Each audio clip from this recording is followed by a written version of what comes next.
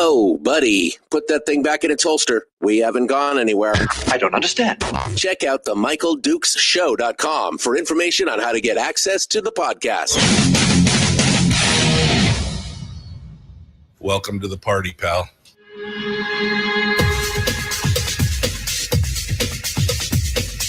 The Michael Dukes Show. The greed and the entitlement is astounding to me. What more could you want from a low-budget radio program? This is a dumpster fire. That was just BS. It is time to get a new perspective. We know just what you need, and we've got just the cure. Open wide and prepare for a steaming hot cup of freedom. I just don't fathom it. The Michael Dukes Show, streaming live across the world.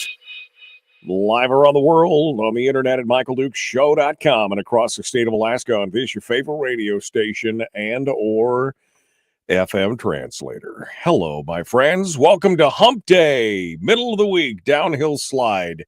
You can see Firearms Friday from here. It's just right around the corner. It's almost here. That's right. But today we've got a jam-packed show for you today, lining up our guests. We're going to start off we're going to continue, I guess I should say, with our local candidate series. We're talking both today and tomorrow with candidates for local office. This morning, we're going to talk with Kendal Kruse, who's running for the MatSu's school district in hour one here. She's waiting patiently in the wings, eating all my virtual donuts and drinking my virtual coffee. And then in hour two, we're going to be talking with JT McComas-Roe, who is running for the Fairbanks Borough Assembly. On tomorrow's program, we'll be talking with Michelle Hune and Sarge Truesdale as well. We'll give you some details on that later on. In the meanwhile, that's what it's going to look like for the next few weeks here as we get ready to move towards the municipal elections, which are taking place October 7th. In the Fairbanks area, in the interior and down on the Kenai, and then the MatSu, because they're sane people, they moved their election date to coincide with the national election dates in November. So it's going to be an exciting time here as we move forward. But without further ado, let's get started here and start cranking stuff around. We see again that Kendal Kruse is waiting in the wings, so let's jump over to her and get things started, and we'll see what the world is all about here. Joining us on the program, running for the MatSu Borough School Board, is Kendal Kruse. You can find her right now at Kruse, Kruse, for schoolboard.com. Kendal Kruse joins us this morning for discussions and commentary and so much more. Good morning, Kendal. How are you? Good morning. I'm doing great. It's a beautiful day. Well, yeah, it's a beautiful day in our rainy neighborhood. That's what it's kind of crazy. Appreciate you coming on board and joining us. So, Kendal, we've never talked before, so this is it's just going to be a conversation between you and me to get details and find out more about you. So, the first things first, let's ask the big questions of who you are, where you are, and where you come from. So give us a little bit of your background here about who Kendal Kruse is, and then what started you down this path. So let's start there. You know, give us some origin story stuff here, as the superheroes would say. Right. Well, thank you so much for giving me this opportunity. I do listen to your show quite often, but I get the recordings because I have a lot of little ones at home. So I'm busy at 6 a.m. usually with them. Well, that's okay. That's okay. As long as you're listening, that's all that matters. That's all that counts, right? It's all good. I actually was born and raised in Golden, Colorado, and I love the mountains. So I just moved further and further north. I went to school in Wyoming and then Montana, and I took an internship in Nome, Alaska, which is where I met my husband. It was a summer internship, which was an amazing experience. And we lived there for several years together. And then we moved down to the Chugiak area to be closer to his family. And after a short time, we were just kind of trying to find what community fit us best. and we found Palmer, and we just love Palmer, and we love the farming area. We love the views and the mountains and the community and the people. And so we found our forever home there. And in all that time, we were growing our family. So we have 4 little ones, 10 and under. And I originally worked in healthcare, which I loved. I love that. But when I had children, I was very interested in their development, childhood development, what things they needed to learn to grow, to be their strongest and their smartest. So I began researching lots of things about education, and it just became another passion for me. So when 2020 came around, or prior to the pandemic, I had been sort of looking into what my children would need, because that was the first year that fall that my daughter would enter school. Well, then, of course, the pandemic hit, and it was so chaotic, and I did not want my child to go into their first year of school into a lot of chaos. And so my husband and I prepared to homeschool our children through the correspondence programs, especially focusing on that year to give our child, safety, security, consistency, not knowing what that would look like. And we are so thankful for the correspondence programs in Alaska, because not every state has things like that. And we took advantage and have loved it and have grown, and we homeschool all of our children. 2 are school aged, 1's approaching, but we do activities with all of them. And it's been such a blessing in our life. So I had a unique perspective of kind of pursuing almost a second career in education for my own family. That when I was speaking with people, they asked me if I'd be interested in running for the school board with a perspective like that, especially post the pandemic. So I've served 3 years on the school board starting in 2022. And it has been an amazing learning experience. It's such a different perspective to run a huge organization. You think about more than 19,000 children and thousands of employees. It's a real challenge, but it's so worthwhile. And I'm really thankful that I did it and learned. And now I would like to take those learning years and extend that another 3 years if I'm fortunate enough to. Kendal, the question that I like to ask folks, especially folks who've never really held a local office before, and obviously you've been in the position for 3 years now, but and since we didn't get a chance to ask you this question the first time around, when exactly did you lose your mind? I mean, what was the tipping point that said, okay, I mean, I'm a busy mom, I'm homeschooling, I'm taking care of all this stuff. What's going on locally in that regard doesn't necessarily affect my family because we're homeschooling, et cetera, et cetera.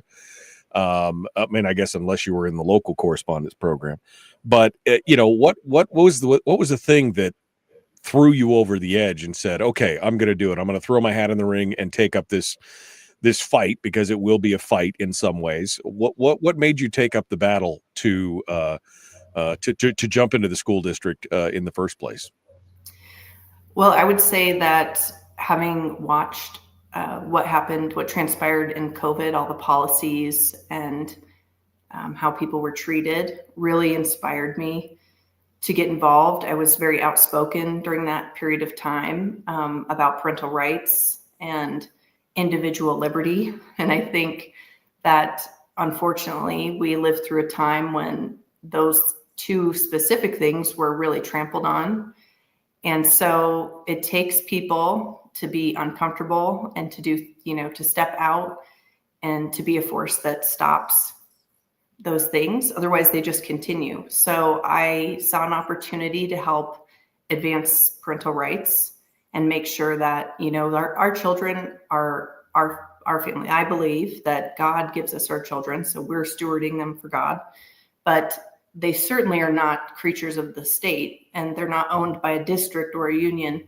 And I was really disturbed by what I saw with, withholding information from parents, forcing students to do things or say things they might not agree with, and the violations of religious liberties. And I'm speaking more broadly about what I saw across the state and the country, not necessarily things that I was enraged about at the local level, but I live in Palmer, and what I can affect is the Palmer area. So I saw an opportunity to make a difference. And I thought it was really important that all of us do what we can, because there's not enough of us who are willing to put ourselves out there for the criticism. And Right. It's not easy running for local office. I don't know if you know, I served in the borough assembly in Fairbanks, and I know how difficult that can be sometimes to have to take on certain aspects or, philosophically opposed people in the community. I know the difference there for sure. yes. And you bring up COVID, and I've often said that COVID, it has a couple silver linings. One, of course, is that it normalized things like remote work and work from home and a few things like that. But one of the other things that it did was it opened up a lot of parents' eyes to the possibilities that education for their children wasn't just about brick and mortar schools. In fact, a lot of folks discovered just how easy it was to homeschool their kids, especially after watching over their kids' shoulders for whatever remote learning, whatever district had pulled up. A lot of times parents were like, well, geez, I can do better than this. I mean, this is not very good. I can do better than this. And I think that that's a silver lining that has come out of, as bad as COVID was, and, as problematic as all the things were surrounding that, this was one of the good things that I think that came out of that was people started to realize that education of their children was really, it reminded them that it's their personal responsibility. I totally agree. I take that responsibility on my shoulders personally for all of my children. I think that there's nothing more important, in my opinion, than having a great education and a great foundation. I want my children and all children to be excellent readers and have great arithmetic skills. And I think that COVID did a lot to open the eyes of parents across the country about what curriculum actually is and what is in the curriculum that you may not agree with. And I think another sad part is that we saw major declines in literacy in math and science, but we've been declining for decades, actually. The NAEP scores that just were released for 12th grade ELA, math, and science are so discouraging. And they have been since 2005 when a lot of those tests were introduced. They're just getting worse every year. So I'm hopeful that more parents are awake and realizing that we are in an education crisis. And we need to do things differently than we've been doing them if we want to get different results and not continue this rapid decline that was sped up under COVID. Right. No, and that's been part of the problem between that and the fact that we have a declining enrollment in almost every school district in the state. Overall, I think MatSu's is one of the few that has had kind of a steady enrollment, but almost every other district has had that. We saw the increase in homeschooling enrollment as well during COVID, and it's just kind of continued on, not at the same pace. During COVID, it kind of exploded, of course, because of the demand for that. But it definitely has changed a lot of perspectives out there. We're going to continue this discussion with Kendal Kruse, who is running for the school board, running for re-election in the school board in the MatSu. Here on the program, we will continue with her here in just a moment. Don't go anywhere. The Michael Duke Show, common sense, liberty-based, free-thinking radio. We'll be back with more and Kendal Kruse in just a moment. Don't forget, JT McComas-Roe will be joining us in hour 2, running for election for the borough assembly in the interior. We'll be back with more in just a moment. Don't go anywhere.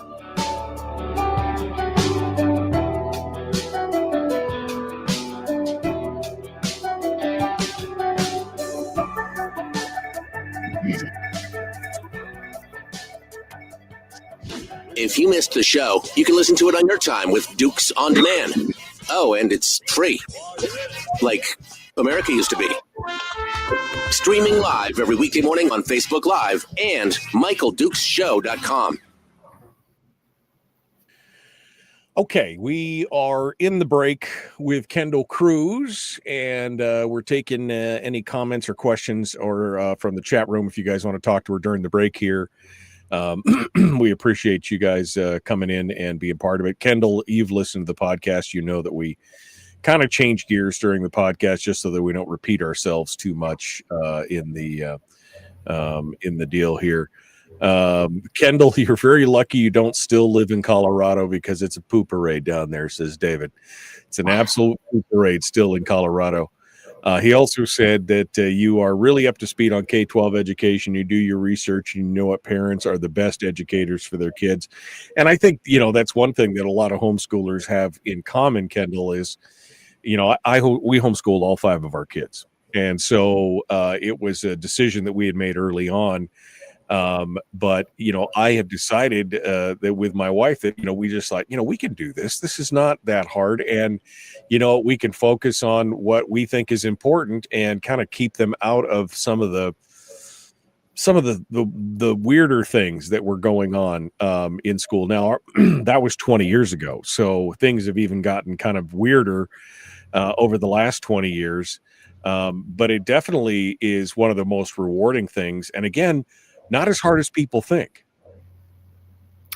I agree. I think there's a lot of misconceptions that you're just sort of winging it and that there's no plan and you have no education for it. And my husband and I both have degrees. We're both educated people. We're certainly well-read and can figure things out. So we found a curriculum that fits us. We believe in a classical model of education, which I think is another powerful tool for homeschooling families. Is you actually find what education theory really matches you and your family and your morals, your values. And rather than trying to fit your family into a system. So there's an advantage there, certainly, or I feel like there's an advantage for our family. And the classical education, there's not very many schools in Alaska. A new one in Anchorage. There's an established one in Anchorage, but there's not a lot of classical schools here. So if you want to have something specific for your children, it's a wonderful option, much like the charters are. You can find charter schools that fit. The Waldorf is really wonderful for musically talented families and artistic families. There's a lot of choices, and I love that there's more choices in Alaska than many other states. For listeners that don't know what the classic, can you explain from your perspective, what the classic method is, just so that folks who don't understand that, we got about 2 minutes here. Yeah. So a classical education theory is really what education was before the 19th century. So we read the great books and study the great books. My children are learning Latin, they'll learn Greek, and a lot of that is to help with grammar and to understand the English language better. So we focus a lot on great literature and understanding the themes in those. We do a lot of history study, and we're very focused on that. And so it's a really great program for us. And it has also, of course, the triumvirate of logic, rhetoric, and reason, right? I mean, these are the 3 big things of the Socratic method that I think we seem to have lost. I say a lot of times, common sense. It's amazing they call it common. It's so rare because we seem to have lost out on some of that stuff, that we don't have a lot of accurate thought or analytical thought. These days, it's more rote than it is. There's a place for rote learning, but it's not the core of it. The core of it is the reasoning part of it, and we seem to have lost some of that in today's society for sure. Yeah, if you don't practice something, you're not going to be good at it, and if it's not introduced to you, it's going to be really hard to learn. So, yes, my children are still really little, so we haven't hit that phase, but eventually we'll get there. That's good. Now, the plasticity of the young mind is what's important at this point. They can learn a lot of things that later on in life they may not be able to. And so now's the time to mold those minds full of mush, as Rush Limbaugh used to say. So we're going to do that. All right, we're 10 seconds out. Kendal Kruse, our guest. We're going to continue here, the Michael Duke Show. Common sense, liberty-based, free-thinking radio. Like, share, subscribe, ring the bell, do all the YouTube-y stuff and everything else for those of you who haven't done it. Only 8 people have liked the show. Why do you hate me? That's what I want to know.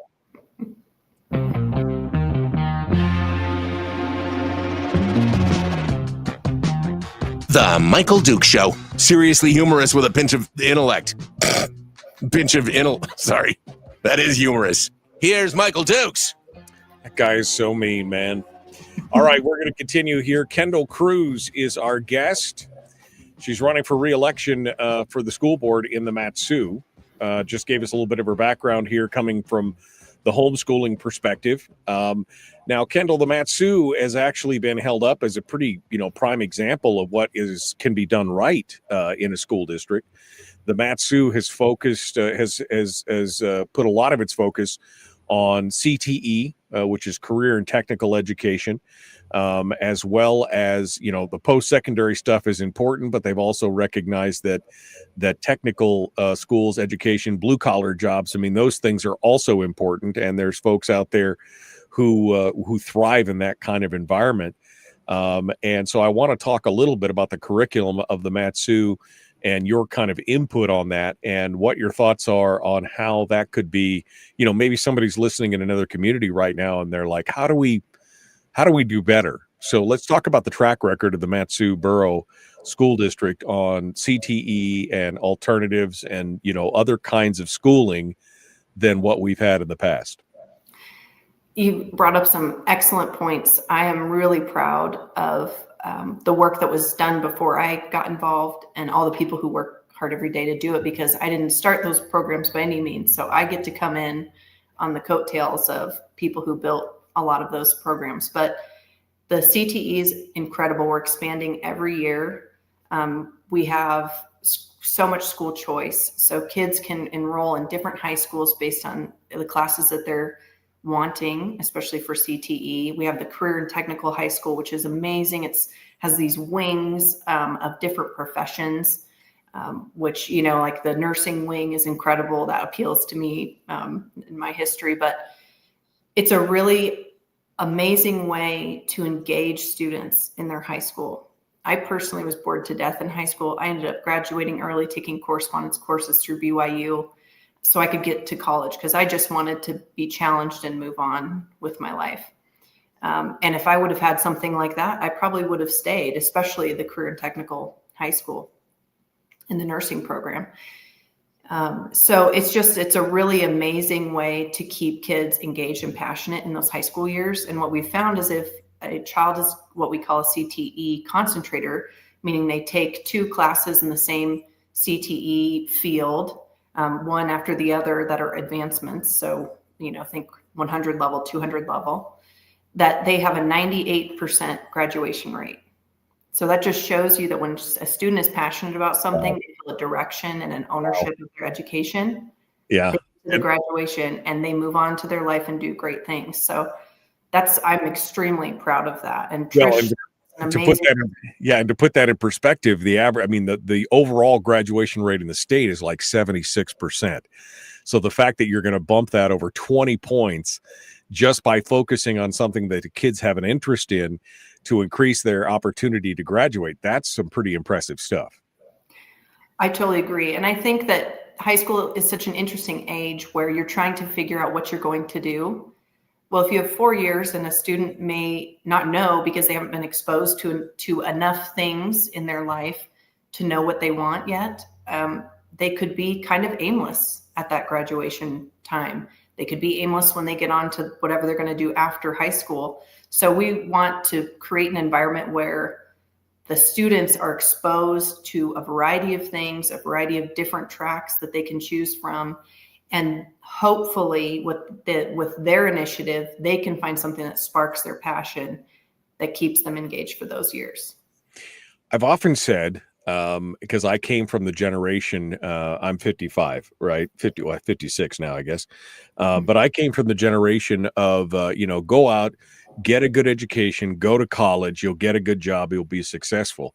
Where college was really the only track that the trades and technical, so they were kind of looked down on, right? They were kind of poo-pooed in a lot of ways. And I think, that has led to several different problems, one of which is that we now we have a severe job shortage in the trades, things that make the world go round. But also we have a lot of kids who ended up with, degrees in underwater basket weaving or something else as useless and not being successful. How many philosophy majors are working at Starbucks, calling out your name for a cup of coffee.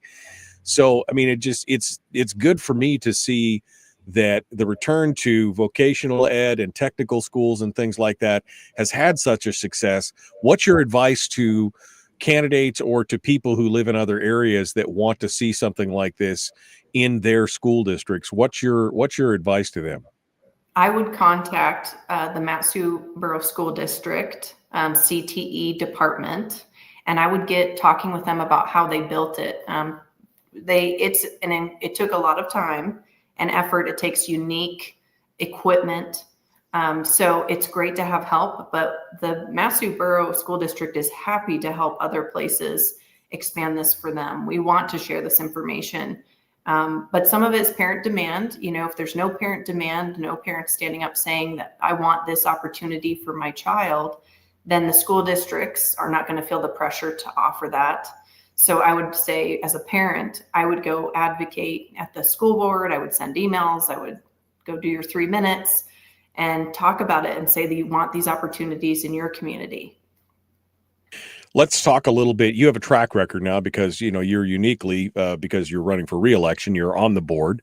And so you've got a bit of a track record here. So what would you point to on your time in the borough assembly to say, this is what my focus has been. This is what I've accomplished. This is what, this is the accomplishments that I have, and this is where I want to go. What can you tell us about, from your perspective, what would be your accomplishments there, and what direction do you want to be taking it?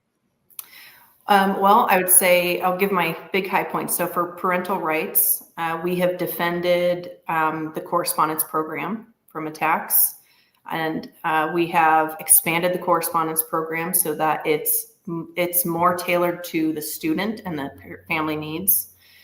We also made sure that parents have the right to opt out of books that they feel violate their religious or consciousness, for their children to be exposed to.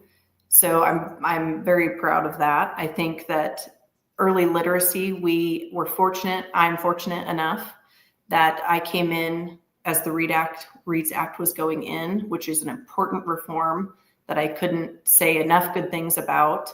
And so just between when I started and we really focused on the early literacy and making sure that the teachers in K through 3 were supported, that their training was done, that the curriculum was going to work, we've increased our early literacy rates by 10%, which is an enormous jump. And we're leading the Big Five. Right. We have the highest test scores of the Big Five there. I think the state is at, I'll look it up so I don't get my percentages wrong, but the state's ELA score is 32.69%. And the MatSu's is at 40.81% now.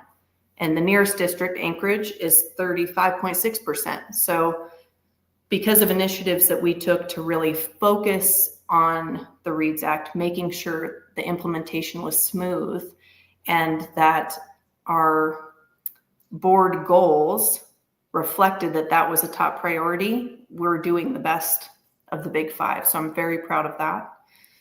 Another thing that I think is incredible is that we had changed the graduation rates kind of slowly over the last 3 years and adding things here and there. So last year was the first year that we kind of got to our final position where we want the graduation requirements to be. And what that resulted in was 63% of our graduates were qualified for the Alaska Performance Scholarship.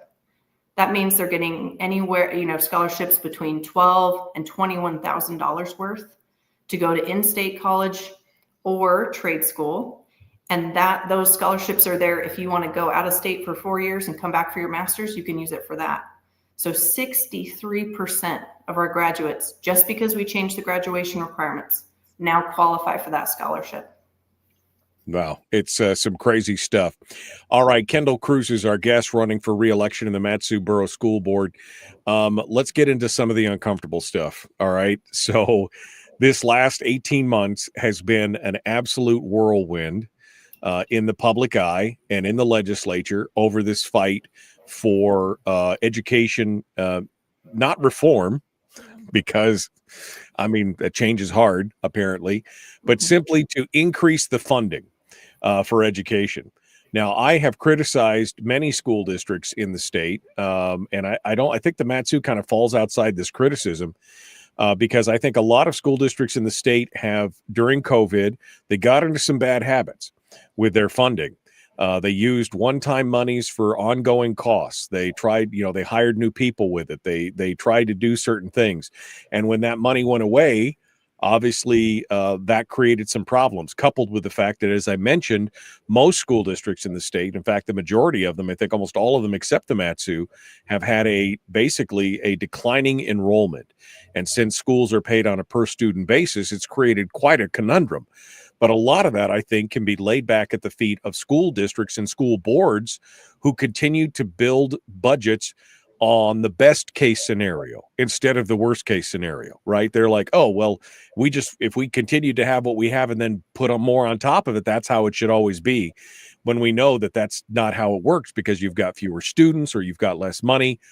What's your thoughts on this battle that went on over the budget issue?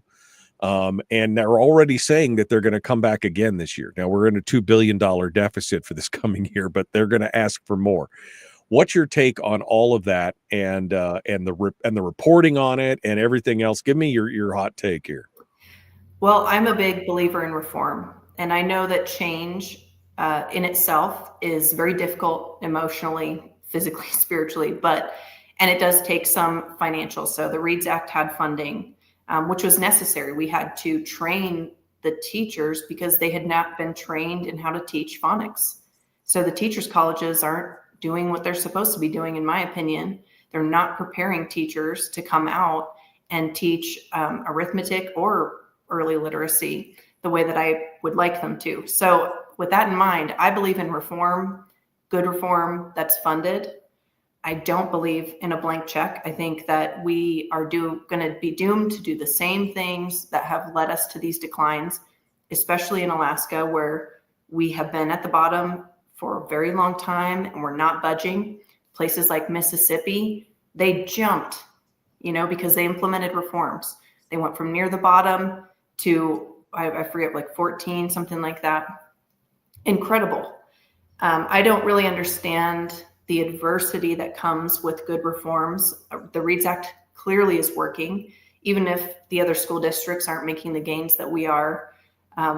It's made a huge difference. We can look at the test scores after whole language was introduced across the country, and we see the literacy just tank. And the same thing with Common Core math. When they started trying to make math into word problems, it confused children. It really hurts the children that are struggling readers and the children who are dyslexic, and the math declines. So I think that it's unfortunate that the legislature does not match the public. In this opinion, people want school choice, parents want school choice, and they want reforms. No one wants their child to be in the 60, 70%, that's grade levels below. And right. So when I read the articles and the interviews, and I've watched all the sound bites from the legislature, I've been really disappointed. Honestly, I think that it's a special interest versus the parents issue. And many in the legislature are taking the side of the special interest versus the right. parents and the students. Well, did you see the reaction from many of them, which was essentially when any kind of policy change was talked about, essentially the reaction was, shut up and give us the money. We're not going to do policy change until after you give us the money. And to me, that is completely backwards. I mean, policy should be set and then the money should be made available to fund that policy, right? I mean, that's how it should work. I totally agree. And I think it's a fascinating learning experience in the sense that there's so much shared responsibility. The legislature has a responsibility to fund appropriately the programs that work, in my opinion. Well, the school districts need to guide that. And the school boards, when I started, I thought we did all the research. with the help of the staff on curriculums and chose a curriculum. Well, I couldn't be more wrong. You know, the school districts have administrative committees that do that, and they don't bring but the last choice to the school board to vote on. So it's a little performative, to be honest. When we talk about local control, okay, we have the administration choosing the curriculums largely. You have the state telling you what standards you have to meet, which a lot of ours are still based on Common Core, although I know that they're being updated. And so it's really hard to choose a great curriculum, like for instance, Saxon Math, that's been around forever and has proven track record of success, but it's not in alignment with all the standards because it doesn't have the same wording and length as the standards have for Common Core. So we have shared responsibilities across the legislature, the school districts, and then the employees of the districts to try to make this all work, and then the state that sets the standards. But we couldn't need reform more than we need now. Right. You know, ACT and SAT scores continue to tank, but graduation rates are up. A's and B's are higher than they've ever been, but our literacy and arithmetic skill is in less than 30% in a lot of districts. So it's disingenuous, I think, that the legislature's members that say that they just need funding, we just need more money to do a better job. Like, of course, that's not true. There's teachers who are working really hard right now doing a great job, but giving them another $1 or $2 is not going to, they're not going to suddenly increase literacy rates. I mean, that's a curriculum and a training issue. So right. It's a mechanism issue. It's not a funding issue. It's how it's done. And that's why I think we should be looking to the MatSu for a lot of that. All right, we've got to continue here in just a moment. Kendal Kruse is our guest candidate for the MatSu Borough School District. We're going to continue with her here in just a moment. Don't go anywhere. The Michael Duke Show, common sense, liberty-based, free-thinking radio. Back with more in just a moment. Don't forget, JT McComas-Roe joining us in hour 2. Woo. We'll be back right after this.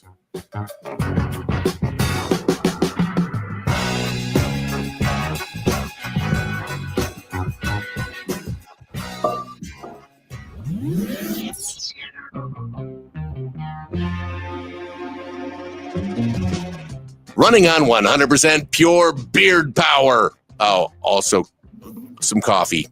We dip our beard in coffee. Ha, nice beard. The Michael Duke Show. Okay, Kendal Kruse is our guest. It's refreshing to see some of this perspective. You know, you were just talking about the READS Act and how well it's been doing. And I just have to reflect on the fact that it took them, 7 years to get that passed through the legislature. It was so controversial. I mean, it was like, come on. I mean, we saw what happened. And again, I keep going back to Mississippi, but they're one of the poorest states, the highest poverty levels in the nation. They spend less on students than almost any other state in the country. And their reading scores catapulted them from the changes that they did catapulted them from the bottom in the nation to somewhere in the upper middle of the pack. In just a few short years, and nobody's going, wait, I want to know how they did that. How did they do that? Right. And we looked at it, and it took them years to get this thing passed, and it's immediately starting to see some results. And yet the answer is, we're not going to talk about policy till you give us our money. This is crazy, absolutely crazy stuff. it's the really ugly side of politics that it's not about what's best for the children. And that's really disheartening as someone who was, naive, I guess, before I started this. The crazy thing is there are many states now. It's referred to as the Southern Surge. I think there's 4 or 5 states that implemented great reforms, had huge changes in their results. There's a superintendent named Mike Miles in Houston who took over the Houston school district because it was there were so many schools that had the grade letter F for Texas. They were so dangerous and they weren't teaching kids. And he implemented district reforms with the state's help. And they've turned Houston School District around. You have Steubenville, Ohio, which has a really high poverty rate. They have they have stayed with phonics-based instruction, or what some people refer to as the science of reading, which really is just phonics with more structure around it. And Steubenville's been doing that for decades. They've never had the literacy drop. By 5th grade, every student in that whole school district is reading at grade level. And nobody is asking the questions about that. No one's, it's fascinating. And I shouldn't say no one. There are great legislators in our, from the MatSu's, hate to be too proud, but that have worked really hard. Shelley Hughes has worked extremely hard on reforms. And so there are, in the minority, people who are seeking out, what are these people doing that are making this successful? But I encourage everyone to look up Sold a Story. She wrote, this woman, Emily, did a whole series of pieces on Steubenville, Ohio, and how they avoided jumping on the whole literacy fad. That was a failed education theory that made a lot of curriculum companies money and PhDs who wrote it, and failed the students catastrophically for decades. It was largely in every district across the country. It just swept the education field. And it's done enormous damage for, I think the latest research I saw was that most adults in America, the majority of adults in America, can't read above a 6th grade level. Well, whole literacy was in my school district in Colorado when I was there. And I was fortunate to have a grandmother that went to Latin school. And so when I would get home from school, she would reteach me phonics, and thank goodness for that. But not everyone has that. So yeah. We need reforms desperately. We need to look at who is doing well and what makes them successful. And I don't think there's anything wrong with saying, I'm going to change course and model something that someone is doing that's doing a better job than me. I think that's growth, that's maturity. But not everyone is there in their heart. Why reinvent the wheel? If somebody's already done it and they've changed and overcome and had huge success, why wouldn't you take what they've done and modify it to fit your community or whatever it needs to be? But at least you have a blueprint, right? Exactly. I mean, that's what the READS Act was. And Shelley, again, they were pushing on that for so long. And that actually leads me to another question. I've only got a minute here, but the outsized influence of the school industry, the education industrial complex, the NEA and the special interests, they seem to be the ones driving the bus on this, that they don't want to change. They just want to guarantee the jobs and the monies for those organizations. That seems to be the biggest part of the problem here. It is. And I think there's a real disconnect between the NEA as an organization and the teachers, because I spend time talking with the most innovative, ready to change, people who are creative, that come up with solutions for their students, and they're great with it. We just opened the MatSu's Central Hybrid Learning Academy, and I have seen more innovation and creativity and inspiration from the educators there. That just blows my mind. And so when you look at things like the NEA 2025 handbook and their resolutions. Hold on a second here. We rejoined Fairbanks a little early. I don't know why, but hi, Fairbanks. Let's get started again. We've been talking with Kendal. Let's pick this conversation up on the other side. Here we go. The Michael Duke Show, Common Sense Radio.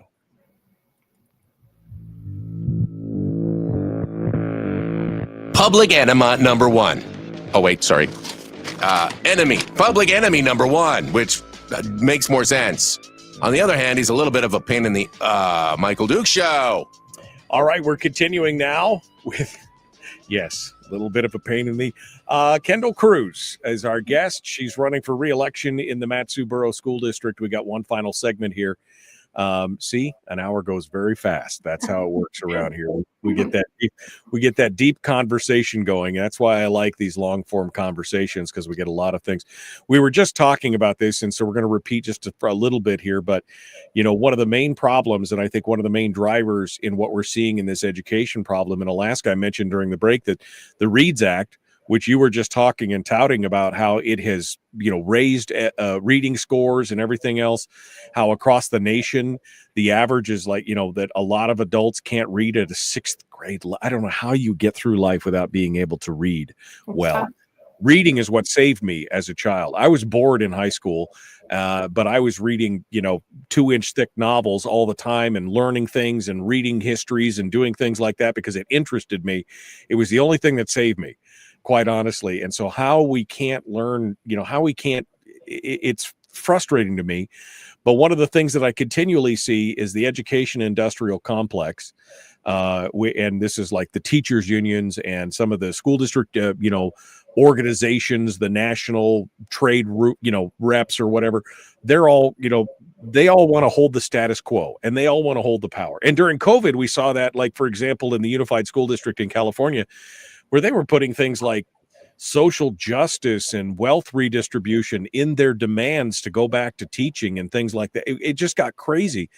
How much of an outsized influence do the unions and other components of the education industrial complex have in our school districts, Kendall, and maybe not necessarily in the MatSu, but in school districts across the state where we're having this debate about how much money is enough, which is there's never enough, but how much of an influence do they have in your opinion?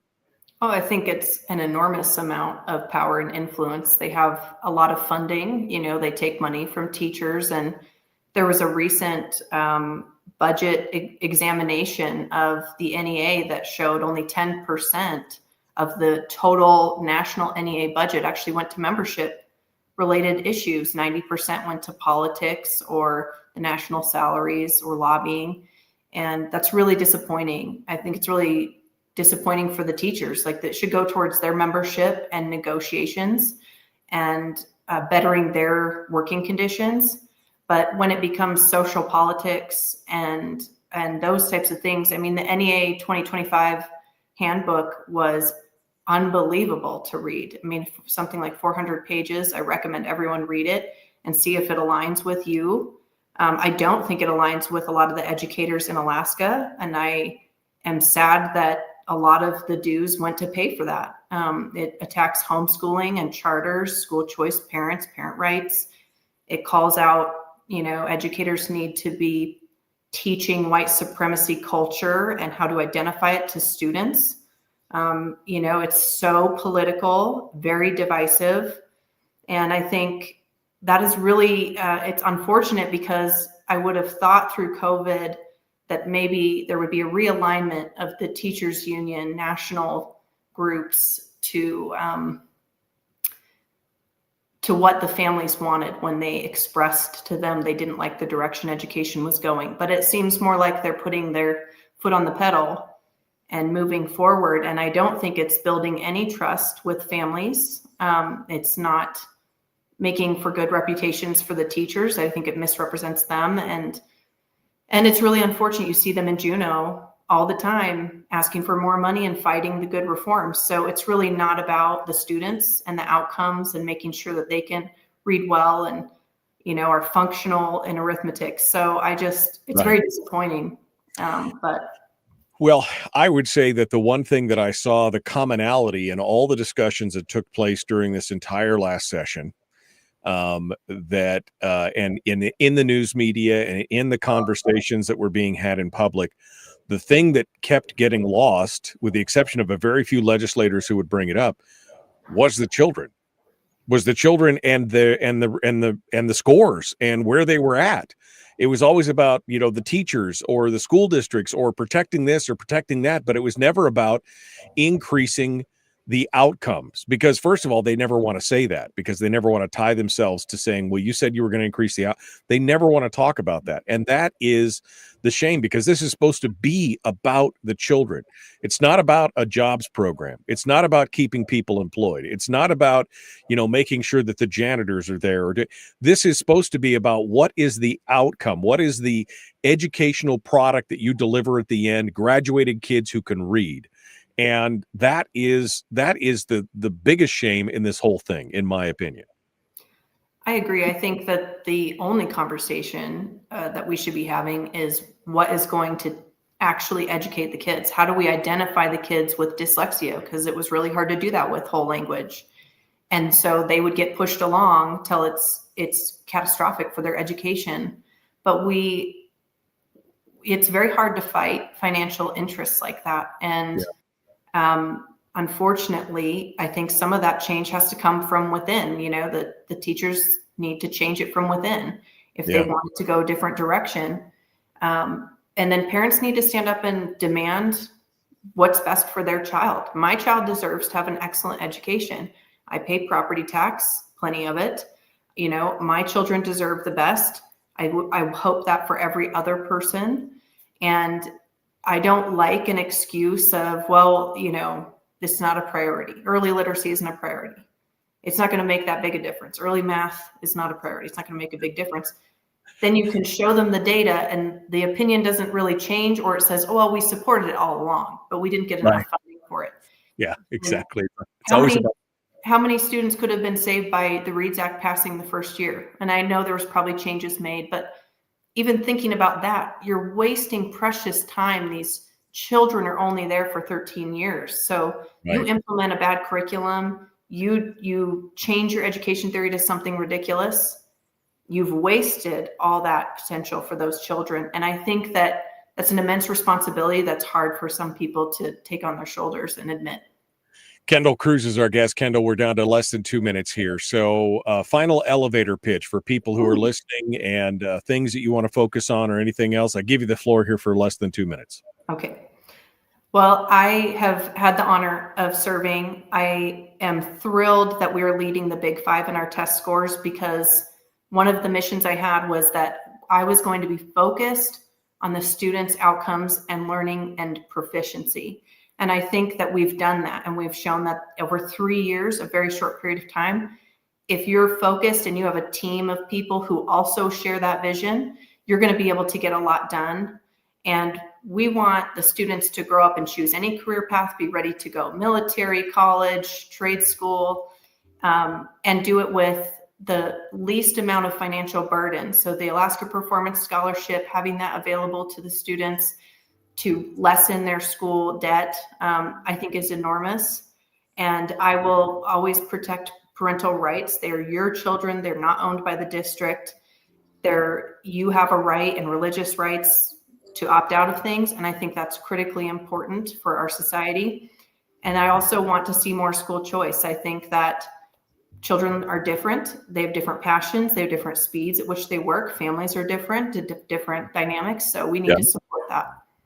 Kendal Kruse, you can find her at cruise4schoolboard.com. That's KRUSE for schoolboard.com.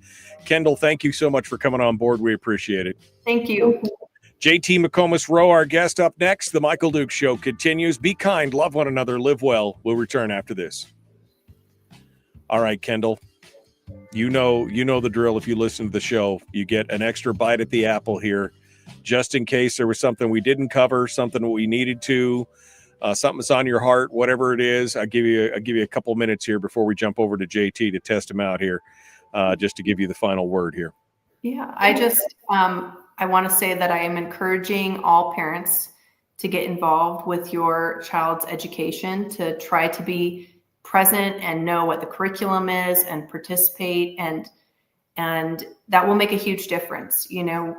Parents don't have a union to organize, so it's up to you guys to come together and create a plan and kind of have your own grassroots if you want to see change, if you want to see reform, if you want to change a curriculum. And I encourage you to organize yourselves that way, because passionate moms can do a whole lot with not very much. And it's incredible to see people come out and celebrate their children or bring things up that need to be fixed, because that's what we as a community need to do to work together to make things better. So I appreciate everyone who supported me through the last 3 years, and I hope that you will continue to support me and can call me anytime with anything. Well, I appreciate your thoughtfulness and your preparedness for this discussion and all the work you do. I know that people have said that you are one of the few board members out there that they've met that comes prepared and reads every article and brings the information and brings the facts, which is an inconvenient sometimes to people when you bring in facts like that. You know what I mean? So it's tough stuff. All right, Kendal. Well, thank you so much for coming in. We appreciate it. Good luck, and we hope to talk to you again soon. Thank you. All right, Kendal Kruse, our guest here on the program this morning. That brings us over to JT McComas-Roe, who is in the green room right now. Let's bring him on board to test his audio and video before we get started with hour 2. I see that he is. I see that he's here, but without video. Let's see if we can bring him on. He's muted himself, I think, as well. Let's see. Yeah, he's muted him on his side. JT, can you hear us right now? Oh, and he just dropped off the call. All right, so we're gonna see what happens there in just a second. JT McComas-Roe, hopefully getting back in with us here in just a hot second, and we'll try this one more time. Oh, his mic is unmuted this time. Can you hear us, JT? I can. Okay. Do you have video today, or am I looking for another photo here? I should have an avatar up. I mean, I can do video, but I'd have to hold the camera in front of my face the whole time. I'm sitting in a chair. Okay. All right. Well, then I'll pull a picture up and we'll do it. Your audio sounds good. JT, I want to make a controversial statement at the beginning. I just want to say that Boston Terriers are the best dogs ever. Changed my mind, right? That's if you're expecting me to advocate on behalf of Scotties, I can't do that. I wouldn't. Yeah. I wouldn't recommend a Scottie to anybody. I know, to anybody. All right, JT, you hold the line. Then I'll be right back to you. I got to go build some stuff in the background here to get your picture up and everything else. So. Give us a minute, and we'll be back to you here in just a hot second. But it sounds good, so we'll be back to you here. Don't go anywhere. We'll put him back in the green room. You don't have to mute yourself, Scotty. Nobody can hear you in there, or JT, because nobody can hear you in there. All right. So JT McComas-Roe is going to be our guest here. I have to go over here and do this real quick. And let's see, FNSB assembly candidate. All right, I'm doing some work in the background right now. Let me just save this right here. Okay. All right. I think I got it. I think I got it squared away. I hope so. All right. All right. So we are just about ready to go here, and we will see what you guys have to say in a minute. I'm going to start reading some chats from the chat room and get a feel for where we are. Does that work? That works for me right there. We'll put that up right there, and we will open that up right there. Okay. I think that's better. Okay. Look at that. I got it all done, and you guys were none the wiser. You had no idea I was working in the background there, right? That's how it works. Okay. Let me go back over here and see what you guys have been saying in the chat room. Chris says, this is an interesting comment, and I've heard this many times. Chris says, I still believe being around a classroom of other students is part of an education, learning about how to get along with others and being able to socialize. I would love for you to meet my kids, Chris, because my kids were all homeschooled, and yet every one of them can socialize with anyone. I think that that's part of the misnomer, quite honestly. It has to do with teaching, and it has to do with confidence, and it has to do with kids being taught not to be kids, but to be adults. And while there is a socialization aspect to most modern schools, homeschoolers are not awkward or anything else. They can, you talk to a homeschooled kid who didn't get quote unquote socialized in the school system, and I guarantee you'll find somebody that you probably will have more enjoyment having a conversation with than most of the kids who are socialized out there, for sure.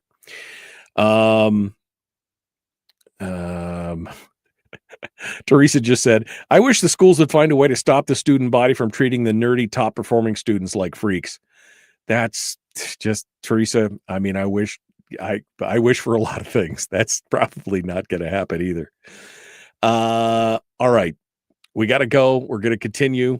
Fairbanks just came back to us early again. I don't know what's going on. Hi, Fairbanks. We're actually 15 seconds out, so we're about ready to get started. Let's get to it. The Michael Duke Show, Common Sense Radio.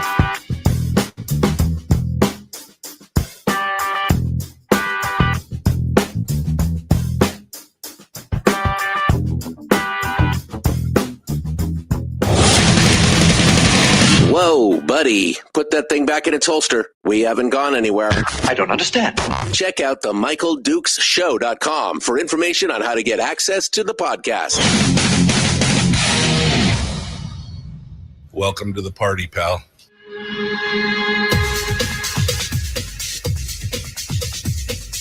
The Michael Dukes Show. The greed and the entitlement is astounding to me. What more could you want from a low-budget radio program? This is a dumpster fire. That was just BS. It is time to get a new perspective. We know just what you need, and we've got just the cure. Open wide and prepare for a steaming hot cup of freedom. I just don't fathom it. The Michael Dukes Show, streaming live across the world. Live around the world on the internet at MichaelDukesShow.com and across the state of Alaska on this, your favorite radio station and or FM translator. Hello, my friends. Welcome back to the program, hour 2 of the big radio show for this Wednesday edition. And we are continuing our series of interviews with local candidates, or as I should say, candidates for local office across the state. We just finished up with Kendal Kruse, who's running for the MatSu's Borough School Board up in the MatSu's. And she was in hour 1. You can go back and listen to the podcast if you missed it. Great interview with her. Now we move up into the interior, and we're about to pick up with JT McComas-Roe, who is running for the Fairbanks North Star Borough Assembly. We're going to get some details on that. Coming up on tomorrow's program, we're going to be talking with Michelle Hune and Sarge Truesdale on tomorrow's program. And then next week, it's Michael Bowles and Jeannie Olson, Elias Garvey, Jason Davis, Melissa Burnett, and Barbara Haney. It's a busy week next week as well. Elections are going to be in the interior and in the Kenai on October 7th. And then in the MatSu's, because they seem to be one of the few sane groups of folks around here, they moved their election date to align with the national election date. So it's going to be in November, the first Tuesday in November for the MatSu's. Anyway, that's your local election. Your election times are coming up. But without further ado, let's jump into it and get into our conversation with JT McComas-Roe, who is joining us this morning live from Fairbanks. And let's add him up to the program here and get started with our discussion, shall we? Good morning, JT. How are you? I'm great, Michael. Thank you. How are you? You know, it's a beautiful day in paradise down here in beautiful Homer, Alaska. I just got to say, as much as I love the people in Fairbanks, I'm happy to be here. That's all I can say right now about that. So it's good stuff. JT, for folks who don't know who you are, we always like to start our first segment here in the first discussion to get a little backstory about who you are, where you came from, a little bit of your history, your background, your resume, so to speak. So tell us your story here. Well, there's not a lot to tell. I'm a plumber, and that keeps me pretty busy. I grew up outside of Fort Worth in Texas, and I've been in Fairbanks now for about 12 years. I'm married. I have a couple of dogs. I really love the community that I live in, and I've been serving on some of the local boards here for several years. I was on the planning board. Then I was on the Planning Commission. For a while, I was on the Board of Equalization. So I've been involved in some of the machinations of the borough going back quite a while. Those are some, and that's kind of the obscure stuff that most people are really not paying attention to. I mean, it would seem like, dog catcher is almost sexier than being on the planning or platting commission, but those do play an important role, especially if you're like me. When I was on the assembly in Fairbanks, private property rights is one of my big things, and I got into plenty of debates over the planning commission and some of the other things that were being done. There's a lot of things that happens behind the scenes, and so kudos to you for actually being on those boards, because I think a lot of people are not paying close enough attention to what's happening there, in regards to the power that can wield on their property there in the North Star Borough. Well, most people, do a pretty good job of minding their own business, and they don't wind up having to get involved in any of that unless they have to take something to the borough. For example, if you've got property that you want to subdivide, you have to go to the borough and get permission to do that. And you have to go through a pretty lengthy process to accomplish that objective. Same thing with planning. If you want to have a home occupation or get a conditional use permit for something that you're allowed to do with your property under the planning code, you have to make an application and you have to go to the borough and you have to ask permission to do that. Now, the good thing is when you go through that process, you're dealing with a citizen board or commission, which I think is a fantastic aspect of local government. You've got regular people who volunteer their time to participate in that process and adjudicate the request that you're making of borough government. And I can't say enough about that. I think that's a really crucial part of borough government, and it's really important in giving something back. The borough provides services, obviously, to its constituency, and citizen boards and commissions are just a crucial part of serving your constituents. No, I would totally agree that is important, and it's important to have people that are engaged on it, and not people, and to have a diverse group of people, I guess, on those boards and commissions, because, again, you supposedly own your property. I mean, you got to pay the government, you got to rent it from the government, but you supposedly own your property, and like you said, when you want to do something with your property that you have the right to and own, and you have to go to the government to beg permission to do something, it behooves us to have a well-balanced board on there so that we don't get I guess a tilted outcome is what I would say in that regard. Oh, I couldn't agree more. It's important to have people who understand that they're there to serve the constituent. And, there's so many ordinances, there are so many laws on the books, basically, that it's important to have an interface there where people understand that they're supposed to make that work for you. And sometimes that happens, sometimes it doesn't. And that's one of the reasons why, I'm kind of segueing into this early, but that's one of the reasons why I'm now running for the assembly. Is right. I believe that the borough can do a better job of serving its constituents. And I want to be a part of that. I was a part of that on these previous boards that I've mentioned. And I really enjoyed having the opportunity to advocate for individuals who were coming up against, a big, thick book of borough ordinances. Right. Well, we definitely need to get into that. And I would like to also point out that you may be just a plumber, as you said, JT, but when things get ankle deep and smelly, people love you. Okay, you're the guy that people need to call, and so don't poo-poo that. We need more plumbers in the world, and less politicians in that regard. So we got a little bit of your background of who you are, where you came from, and you said you joined into the borough because you want to be part of that. But I guess I would ask early on. I mean, you jumped into this, and I often ask, candidates, when exactly did you lose your mind? And what I mean by that is, wow, it could be so tumultuous to be in public office. Now, maybe platting and planning is a little more low key and nobody really sees it. But when you jump into the ring for the assembly, it's a whole different deal. Were you ready for this? Was there a single thing that got you going? Was there a single incident or something that came before you that made you say, I want to, I need to be in the big show, in this regard, the assembly. What what was the thing, or was it a combination of things that triggered you to drop into the deep end of the pool? It was definitely a combination of things. I've got parents that live here, and my parents have been talking for a while now about potentially having to move out of the borough because of the cost of living here. And a big part of that is their tax bill that they have to pay every year. I think they're up to about $8,000 a year that they have to pay in property taxes, and that's with basically their senior discount. Right, their exemption, yeah.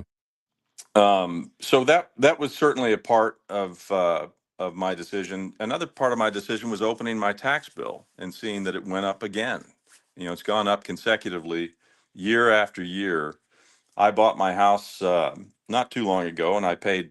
It wasn't a screaming deal. I paid market rate for it, and the assessment is already 25% higher than what I paid for my house. So there's obviously a concerted effort to max out the assessment, which of course gives the borough the opportunity to max out the revenue that they get from the property tax base. So that was part of it. And then, when I was on the planning board and the planning commission, I could see that there were instances where borough residents were kind of getting railroaded. They come in and they make, especially the Board of Equalization. They come in, for example, on the Board of Equalization, and let's say they've got a complaint that their assessment is too high. And often the argument that you hear from the constituent is similar to what I just mentioned to you. They bought their house at market rate, and then they look at their assessment and they see that it's higher than what they paid for their house. And more often than not, they don't get the result from their appeal to the Board of Equalization that they hoped for. And that kind of experience, I don't like that. That kind of experience motivates me to get on the assembly so that I can do a better job of advocating for the constituents. Right. Well, and you mentioned people wanting to do things with their property and then coming up against a 3-inch thick book of codes or ordinances or everything else. But there's also things like these planning documents where you paid some out of town guy with a briefcase or some firm hundreds of thousands of dollars to basically plan your community. And this is something that I ran up on when I was in the assembly, is that we had planning documents that basically talked about making the whole of downtown Fairbanks a walking area. No parking, no nothing else. We want to make it a walking area. And my first question to the people was, you realize that 7 months of the year, you really don't want to be walking downtown, right? I mean, it's 20, 30 below. I mean, and we have to have cars to get to these places because a lot of us and it just kind of, they get this glazed look, and we've got people and these plans that government has put together that don't match what the people want. That's what I think is the bigger thing. And the process is so long and convoluted that most people don't have the time or the patience to participate in it. And then they ended up getting railroaded on it. I think I remember what you're referring to. Didn't they pay a consulting firm in Seattle something like $80,000 for the study or the consultation that came up with that pedestrian plan? Yeah, I think it was more than that. I want to say it was closer to $180,000 that they'd paid to be part of that plan. And that was one of the big things that they were pushing for. They wanted to eliminate the parking lots and the this and the that, and they wanted all to be part, and they wanted to create multifamily, structures and all this. And I'm just like, you guys, you realize we can't just walk around here in the evening for an evening stroll in January. Right. Yeah, it's just that's something that we do. Well, and they paid a lot of money for that plan, and then they only implemented part of it, and then those parts of it that they did implement, they wound up taking back out. I don't know if you remember the planters with the spruce trees that lined right much of downtown Fairbanks. Most of those are gone now. So yeah, I mean that's a prime example of how government manages to get into things that it really shouldn't be doing, and it doesn't work out, and they've spent your hard-earned tax money in the process. Right.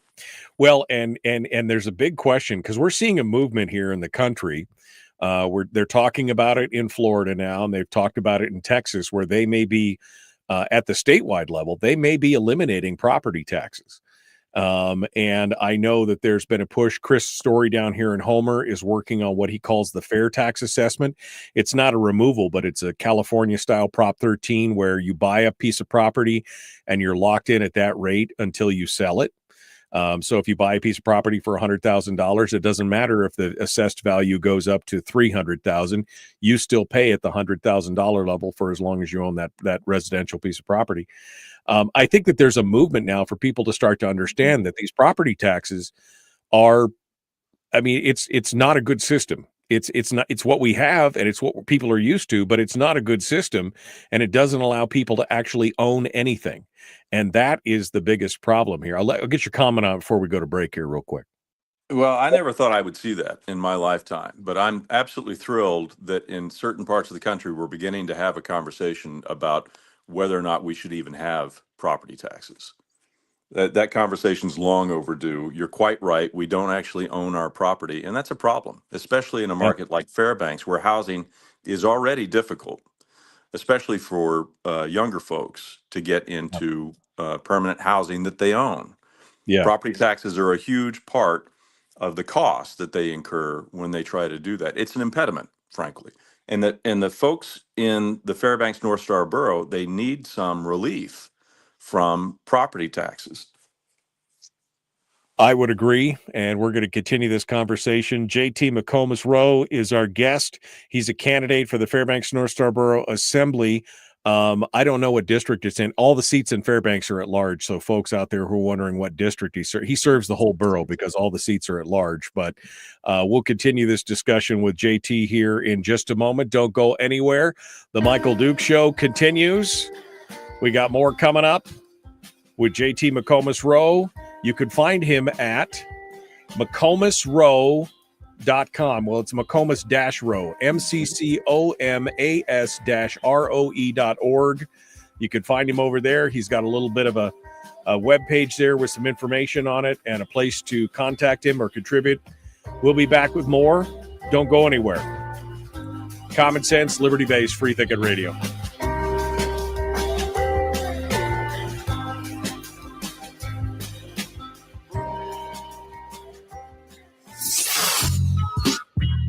What is that? Common sense. Regularly heard on American radio. Michael Duke Show. Radio. Okay, we are in the break now. JT McComas-Roe is our guest, and we're going to talk with him a little bit. JT, during the commercial breaks, we kind of go off topic a little bit just so we don't repeat ourselves for the podcast. And so I'll bite here. Scottish Terriers, man, they're some cool dogs. They're neat, but they're not for the faint of heart. Are they ornery, or are they just kind of high maintenance? What's the deal? They are. High maintenance is kind of an understatement. They're just really stubborn dogs. They're entirely resistant to any kind of training or behavioral modification. Wow. Like some people that you probably know. Yeah, I've known a few people like that every time I look in the mirror. But yeah, no, I feel you. I feel you for that.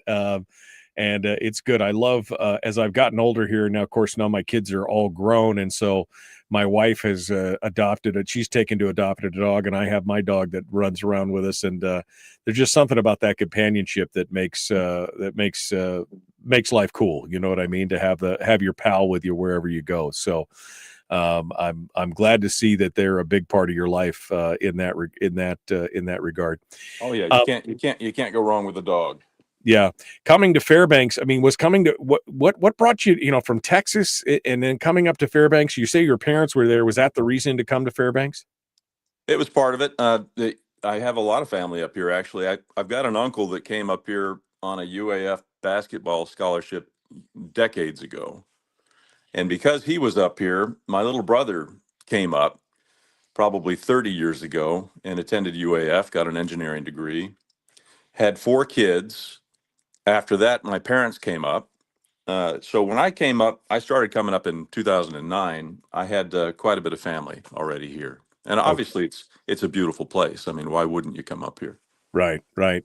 No, Fairbanks, like I love the people in Fairbanks, but I decided after 45 years, the warden gave me the parole and I could get out, just because of the climatic conditions and everything else. And as a plumber, you probably know that it can be tough in the tundra up there in the middle of January, you know? Oh, yeah, yeah. I tell people this is the most beautiful place on earth 5 months out of the year.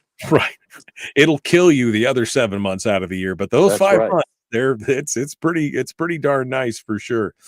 Having a background in the platting and planning, and I didn't mean to go too deep into that, but I just get so irritated when I see government, in its infinite collective wisdom, decide that they're going to spend a bunch of taxpayer money to create a plan on how people should be, on how people should live their lives and commute and organize, and how businesses should be run.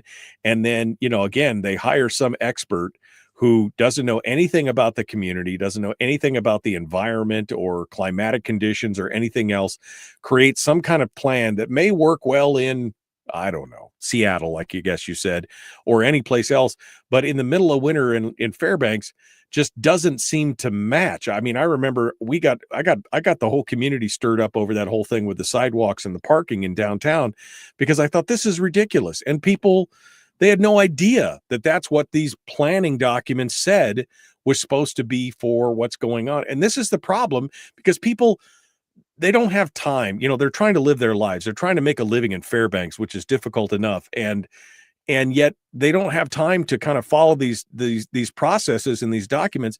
But that's what's important. Well, when you set up something like a second class municipality, that only has certain powers, I think the borough was established in '64, and I think when it was first established, it had 3 employees. Now it's all these years later, we're up over 400 employees. I think the borough, the borough's just gotten too big, and Right. it tries to do too much. That's the problem, and most people aren't paying attention because, as you said, they're living their own life. They're minding their own business. They're looking to their own affairs, and they don't come into conflict, or they don't come into contact with borough government until they need to do something with their property that arguably they should have been able to do without going to the borough. But here they are. They've got to go through the platting process, or they've got to get a rezone, or they've got to get a conditional use permit. Okay, hold a second, JT. The Michael Duke Show. Not your daddy. Wait, sorry. Not your daddy? Ooh, not your daddy's talk radio. Huh. Whew. I was scared for a second. Thought we were going down. Here's Michael Dukes and the show. Okay, we're continuing with JT McComas-Roe, who's running for borough assembly in the Fairbanks area. I'm sorry, I had to interrupt JT there as we were coming back from break. But we were getting into an interesting topic, which kind of folds into what I wanted to talk about with JT, because he's mentioned, how the taxation, I feel like I need to put a boot on my head here and be vermin supreme. The rent's too damn high, right? The taxation is just too high. And that brings us to a bigger question, JT, about the size and scope of government in the interior. And I was talking about how, we have government spending money on plans that tell us how we should be living, that have really no foundation in the area, in what people want, in anything else. But there's do-gooders in the government that think that that's how we need to do it. The government needs to plan it. And it brings back the question of the size and scope of government in the interior. So where are you at as far as that goes? Are we too, is it too big? Is there too much going on? Well, as I mentioned during the break, the borough was established in '64, and when it came into existence, it had 3 employees. Now here we are, all these years later, and I think we're at or over 400 employees. The borough has gotten too big. I think it's time to recognize that. And the issues that we're experiencing in the borough right now, this was part of my frustration. It's part of why I'm running. I look at my tax bill. I see it go up, year after year. It only goes up. It never goes down, never even stays the same 2 years in a row. And at the same time, everything that I hear from borough government is they don't have enough money. So I'm being taxed to the max, and at the same time, they're telling me they don't have enough money. That's a problem. And it's time to recognize that and look at maybe it's time to reduce the size and the scope of borough government. Not a lot, but it's time to start trending in the opposite direction from what we've been doing. This state was awash in money at one point, and that allowed these municipalities to get Right. much bigger, perhaps, than they should ever have gotten. And about the same time that the chickens might have come home to roost, COVID came through. And in response to COVID, as you know, just a huge amount of federal cash was thrown at municipalities. So that allowed the borough to kind of kick the can down the road, I think. Now that money's dried up and it's time to face the music. We have to get our fiscal house in order. It's time to start to enforce the principle that you've got to be operating under a balanced budget. This year, the borough borrowed $8.5 million from its savings account to balance its budget. That Right. means we're now deficit spending. We're Right. going to do the same thing next year. I can almost guarantee it. And eventually, we're going to deplete all of the savings that we have available to us. We're going to get down to the statutory minimum that we're required to maintain. Yeah. So pretty soon we'll be out of savings. Then what are we going to do? Well, if you're in business, you recognize that you have to anticipate these things. You have to adapt, right? Right. A little pain now for a big solution later. I mean, they're emulating what's happened in the state legislature, right? I mean, in the teens, we spent 13-14 billion dollars out of our savings because nobody wanted to say, "Hey guys, we're spending more than we take in and we need to stop it or we need to fix it now." Instead, they just kick the can down the road and they've exacerbated the problem. And that's exactly what's happening in Fairbanks. If they keep spending deficit spending, there will eventually be no more money.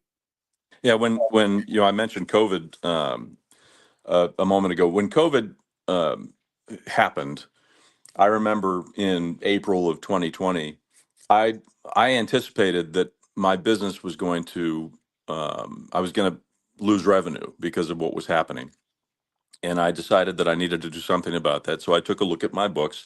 And within a couple of days, I figured out a way to cut my expenditures by 10%, just as a precaution, because I didn't know what was going to happen. I thought that potentially I could be 50% Right. down in revenue, right? Yeah, absolutely. So anybody who runs a business understands that when things get tight, you cut your costs. I mean, you have to react to that. You have to adjust. And government always seems to be late to that game. They're always very slow to recognize that they've got a problem. And it's because it's hard. It's hard to cut back. It's really easy to spend money, especially when it's other people's money. Have you ever noticed that? Yeah, no, that's the easiest kind of money to spend when it's somebody else's money. But it's really hard to cut back on your spending. But fiscal discipline, I mean, if you're going to be in charge of other people's money, if you're going to run the government for the constituency, you've got to be responsible. You've got to be disciplined. You've got to have some you've got to have some backbone, and you have to adjust. You have to react to the financial realities of the moment. Yeah, no, it's frustrating to see, and that's the thing. Government's its tendency is to grow. That, I mean, you said 400 employees in the borough right now. I think when I left in 2014, so just 11 years ago, I want to say they were hovering around the 300 mark. So they've put in quite a few more employees, and of course, the size and scope of the budget has grown tremendously in just the last 10 years since I left.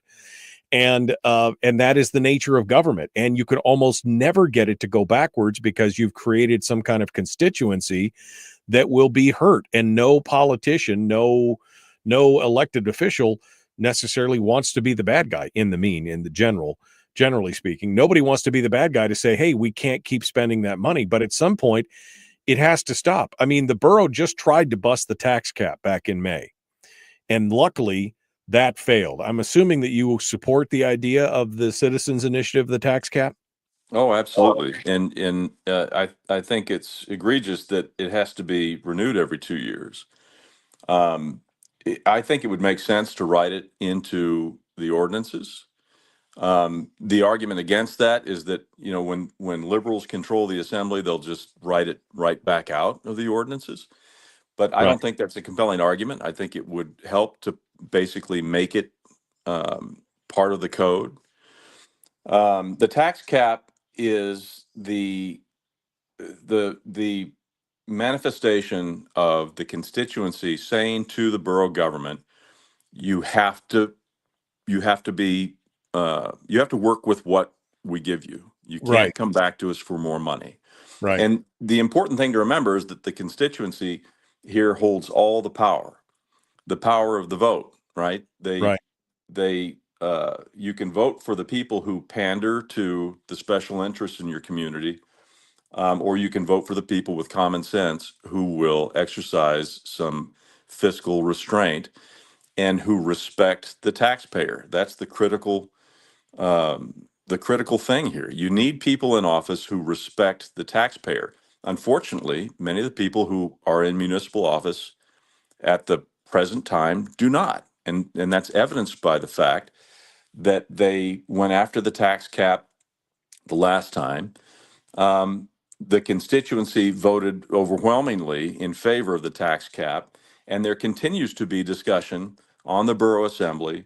I mean, at least 2 sitting assembly members and our current mayor have made public comments to the effect that we have a revenue problem. They don't acknowledge that we have a spending problem. They think we have a revenue problem, that we need more revenue. And the tax cap is obviously an impediment to that. They want to see it gone. So absolutely, I support the tax cap. I'm running to protect the tax cap. It's on my signs. And I don't think there's any more critical issue at the borough level. JT McComas-Roe is our guest candidate for the Fairbanks North Star Borough Assembly. JT, can you line out for us here? We got about 3 minutes here, some of the highlights, and then in the second segment or the next segment, we'll come back and give you some solutions. But when you look at this as a candidate for the assembly, what do you think are the big issues, maybe the big 2 or 3 issues that we're facing? Obviously, the spending issue is one of them, I think, but maybe you can expound on that. What are the big issues you think the assembly is going to be facing during your next term? Well, look, the borough does a couple of things really well. It runs a really great landfill, and it runs an animal shelter that I think could be better. Funding-wise, the biggest line item out of the borough budget is education, and obviously education is really important. The second biggest line item for the borough is Parks and Rec. Now, if you have to if you're in a situation where you have to begin to really prioritize your spending and look for places where there might be waste or inefficiency, in other words, look for places to cut your budget, are you going to look at education or are you going to look at Parks and Rec? Right. Yeah. No. If you look at our KIP, the nominations list for our capital improvement program, there are a couple of items on there that are really important to anybody that's got any common sense. There's a roof replacement. That's a no-brainer. There's a boiler replacement. There's repairs to a parking lot. But the overwhelming number of projects that have been nominated for that list are outdoor recreation. So this isn't, I don't think this is an issue of we don't have enough money to fund the things that are important. I think we do. The issue is we're funding things that we probably shouldn't be funding. We've got to take a good hard look at where there's waste, where there's inefficiency, and we have to align our priorities with what we have to spend. It's as simple as that. JT McComas-Roe is our guest. We're going to continue with him here in just a moment. Don't go anywhere. We'll be back. One final segment with him here in just a moment. The Michael Dukes Show. Common sense, liberty-based, free-thinking radio. We return with more right after this.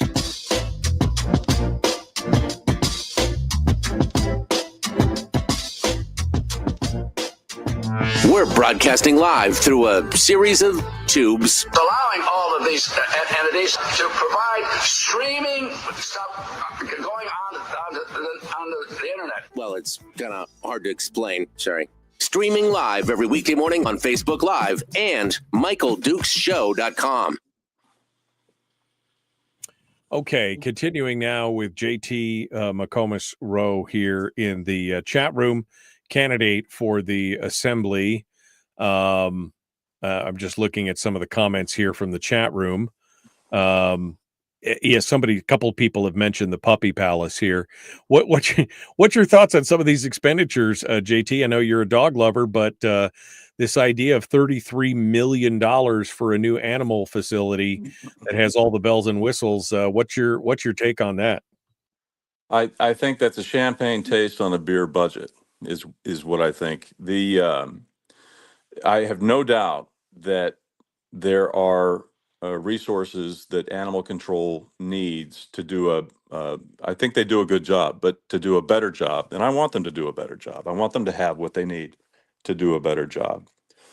There's no question that something's got to happen, but the $33 million proposal is absolutely outrageous. I can't believe that anybody proposed that with a straight face.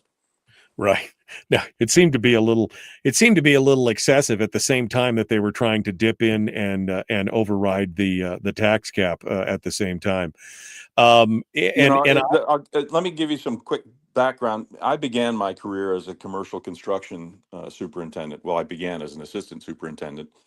Later on, I was a home builder long before I ever went into plumbing full time.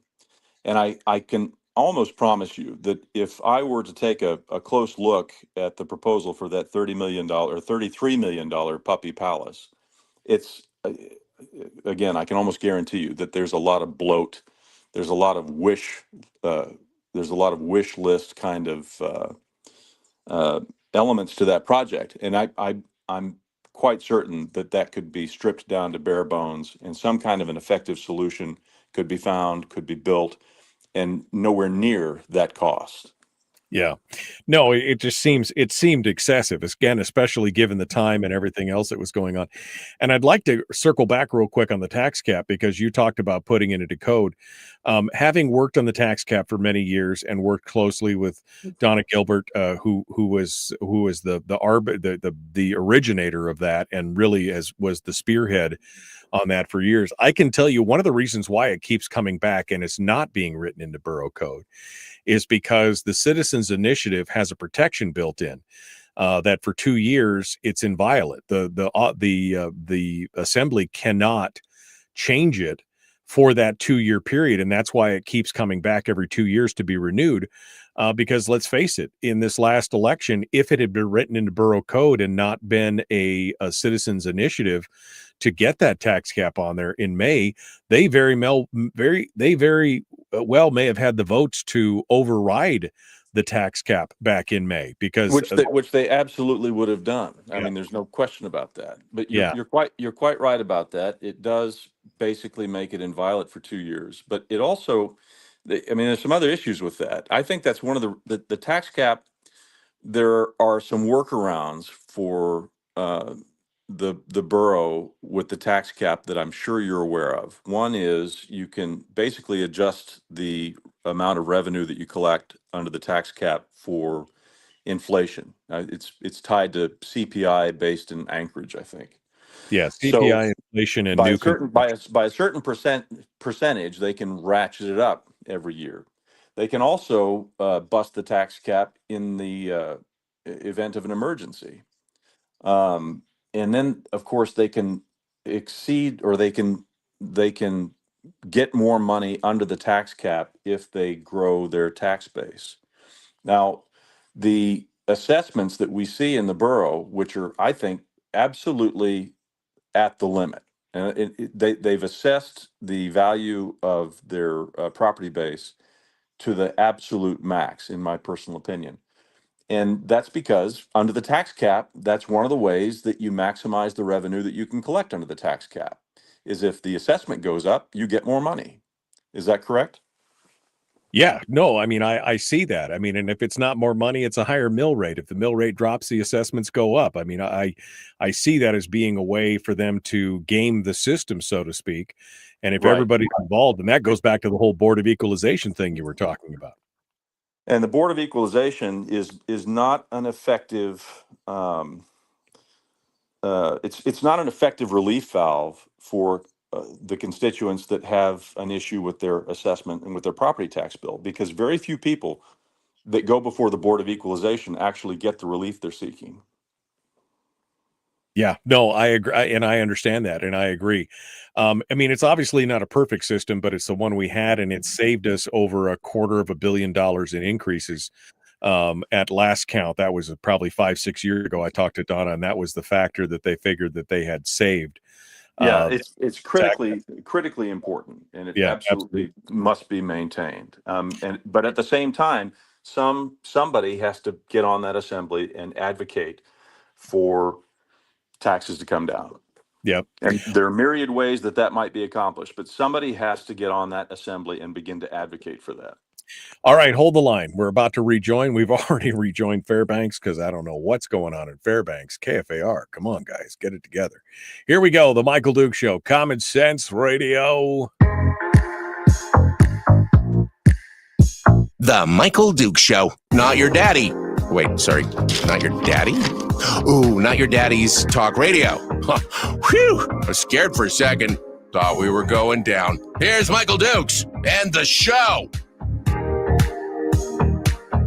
Okay, we are continuing one final segment here this morning with JT McComas-Roe, candidate for the Fairbanks North Star Borough Assembly. We were just talking about the taxation and the tax cap and so much more. I want to bring up something that I was fighting over before I left, and then later on it was discovered that the issue that I was complaining about was even larger than what I supposed. And that is in regards to the deferred maintenance in the borough. Now, the year after I left the borough assembly, Carl Castle became mayor, and in a task force, they took a look at all the deferred, that there was $250 million in deferred maintenance, 279 million, I think was the number, of deferred maintenance in the borough on facilities that we'd already built, we already owned, and we weren't maintaining. To me, that's a big hot button issue. JT, as a plumber, as a construction guy, doesn't that worry you, that kind of thing? Sure, and that was then. This is now. The deferred maintenance tab just for the school district buildings, the maintenance for which the borough is responsible, is at $300 million.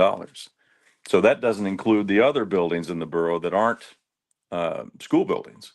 So it's much higher than that if you add in those other structures. And it's a huge, huge issue. Borough government does a very poor job, in my opinion, of maintaining what it has already built. That's evident in the Centennial Center, which needs structural repairs.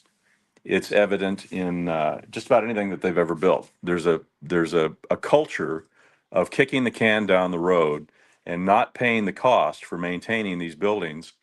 Look at the Nenana, the riverboat Nenana, and the condition that that's in. And that's after a full federal federally funded, in part, restoration many years ago.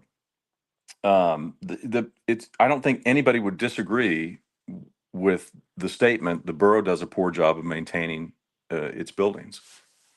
Yeah, no, I mean, and this is, again, a common problem in government. We see that. I mean, there's $8 billion in deferred maintenance across the state amongst all the school buildings and every other facility that the state owns.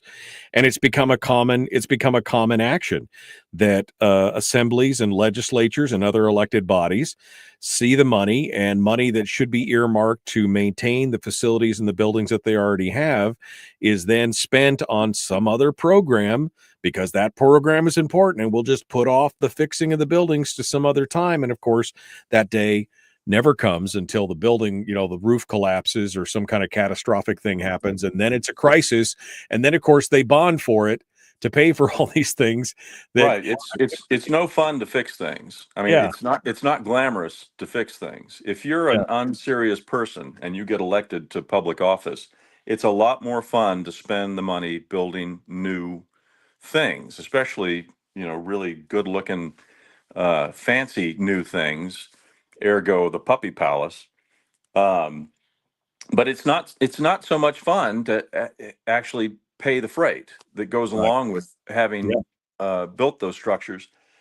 And obviously that's critically important, because when you build a building, it's supposed to last for 150 years. And that will never happen if you don't keep up the maintenance. But deferred maintenance is a huge issue. It will continue to be a huge issue. And the solution, unfortunately, most of the time is wait till it becomes a crisis, and then we'll go out and borrow money to solve the problem. We'll bond for it. And I mean, 150 years, that's pretty ambitious, JT, because I think, we start looking at buildings in Fairbanks that have been demolished and replaced by the borough, including schools that still had bond issues attached to them, by the way. When it was at 50 years old, they're saying this building is just too old. We just can't keep it up. I mean, it's crazy the amount of money that we've spent on new construction instead of just maintaining what we have. But again, the size and scope of government, I think, is just too large in most communities because that's its very nature. And people just aren't paying attention for the most part to what's going on because they don't have time, or they're just not taking the time, I guess. We got about 7 minutes here. And so I want to kind of give you the tiller here and have you tell us, what is JT McComas-Roe? What is your plan here? When you come into the borough assembly, what are the things that you would like to see and accomplish in a term as an assembly member in the borough? Why would people vote for you? What is your vision in that regard? Well, in everything that I have participated in, whether it was the planning board, the planning commission, I was until recently on the governor's roads and highways advisory board, fast planning, you name it. I have always been a fiscal hawk. I want to see good value for the taxpayer's dollar. And when I don't see that, I call it out. So my plan for my service on the assembly is to advocate for the taxpayer, to use common sense to identify what our spending priorities should be, and to demand fiscal accountability and a balanced budget. I think that we can achieve all of our most important objectives, but we've got to be smart about it, and we have to be more respectful of the taxpayer while we do it. So that's really the crux of my platform. It's respect the taxpayer. Acknowledge that you're there to serve the constituency. You're not there to simply grow borough government. You're not simply there to collect more money so that you can spend more money. You're not there to accommodate the many narrow special interests that come before the borough assembly, wanting money for this or money for that. You're there to get the job done. You're there to prioritize what the job is, and you're there to be as judicious about that with your constituents' money as possible. That's what my campaign is about. JT McComas-Roe is our guest. JT, when I look at this and I see and I see the direction that government has gone, and like I said, I can look back from when I left Fairbanks in 2014, and I can look and see that one of the few things that I was really proud of is that we got we got a policy to put a fiscal note into any new construction. That the fiscal note was not only for the cost of the construction, but also for an annual plan on updating and upkeeping that property or that feature that is being built. Now, I don't know if that is even still included anymore. They could have changed that policy after I left, but that was something that I fought for. And I think that what we're seeing there is indicative of, again, that overall problem, like you said, of the size and scope of government growing and growing, where they're utilizing monies that should be used to keep what we've got going to create more. And that's just the nature. It doesn't make people evil, it's just the nature of government is to grow. People have got to wake up. The average person has to stop being on the side of the road and saying, I don't have time for it. They've got to pay attention if they want to remain in Fairbanks, because otherwise they will be priced out of that market. Well, one final kind of point that I want to make while I have the opportunity to speak to your audience is the majority of the folks are fiscally conservative. They want the government to be responsible with their money. The problem is a lot of those folks don't participate when we have a municipal election. People have to get up. They've got to go to the poll. They've got to cast a ballot, or they can't expect anything to change for the better. It's just absolutely so critically important that people who agree with me participate in this election. They've got to go to the poll. They've got to cast a ballot, or nothing will change. And things will, not only will nothing change, if anything, they'll get worse. Right. Well, remember, government is what happens to you when you stop paying attention. Right. That's absolutely correct. Yeah. I mean, this is a participatory sport.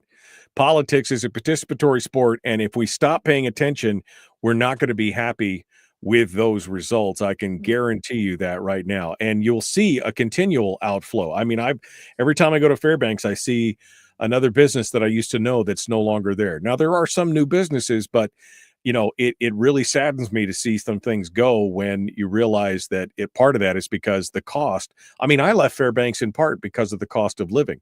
And I saved, $5,000 in the first 8 months on utilities and other things alone, let alone property taxes. It's crazy what's going on in Fairbanks. JT, we got about 90 seconds here. I want to give you the final bite at the apple. This is your time for your elevator pitch. Why should people vote for JT McComas-Roe for the Fairbanks North Star Borough Assembly? The floor is yours. Well, Michael, we need to get back to the kind of borough assembly that we had when you were here. If we don't do that, nothing's going to get fixed. If you want somebody on the assembly that respects you as a taxpayer, that wants to be responsible with your money as a constituent, then I hope you'll consider casting your ballot for me. But the most important thing is you've got to participate in this upcoming election on October 7th. Early voting in Fairbanks begins September 22nd at the Bentley Mall. And I just can't say this often enough. Please participate. If you don't participate, you can't expect anything to get fixed. Yeah, no, absolutely. You've got to be part of the solution, not part of the problem. And if you don't vote, you are definitely part of the problem. You've got to have a voice in what's going on. JT McComas-Roe, our guest. Again, you can find him at McComas-Roe.org. That's MCCOMAS-ROE.org. JT, thank you so much for coming on board this morning and joining us. I appreciate that. Thank you. Hold the line for just 1 second, JT. Folks, we're out of time. Tomorrow, we got more, including Michelle Hune and Sarge Truesdale, our guests. The Michael Dukes Show. Be kind, love one another, live well. We'll see you tomorrow. Have a good day. All right, JT, this is where I give the guests a chance for one final bite at the apple in case there was something that I missed or something you wanted to talk about that didn't get discussed. Here's your chance to sound off real quick. Yeah, one thing that I don't get across enough is as I go through this process, I want to encourage really polite, courteous discourse, even between people who are on different sides of the philosophical aisle. I don't say this often enough, that we have to get along. We have to have a rapport with one another, even if we don't agree, because that rapport is going to be how we're going to get our opposition to agree with us on the common sense things that we need them to agree with us on. No, I agree. We've lost the ability to have rational discourse in this country. I think and I've been talking about that for 15 years, that the more we've gone along, the further we've gone away from being able to have the ability to agree to disagree and do it civilly. And that is part of on both the left and the right. And that's a true problem in this country. I agree with you on that. We have to have the ability to have the conversation. And if we can't do that civilly, then we've got deeper issues, and we need to be able to address that. But again, that requires, and I think that's one of the reasons why a lot of people have abandoned the whole voting thing, is because they're so frustrated over that. Yeah. So I want people to know that I'm going to fight for their property taxes to go down, and I'm going to fight for getting better value out of government for the tax dollars that they're already forking over. But I'm going to be polite about it at the same time. I'm hopefully use courtesy to win some usually unreasonable folks over to a more reasonable position. Well, I hope so, JT. Good luck to you, my friend. We'll keep you in mind here as we move forward closer to the election season. If we get another chance to visit with you, we will. I appreciate you coming on board. Thank you for sharing your thoughts, and thanks for stepping out there and running for election. Good luck, my friend. Thank you very much. Appreciate you coming on board this morning. All right, folks, that does it for us. We are out of time for today. I see State Senator Mike Shower in the chat room. For those of you who didn't hear, that means it could be Lieutenant Governor Mike Shower. It was announced last night that Bernadette Wilson has tapped on Mike to be her LT candidate. Who said he was never going to be governor? Right?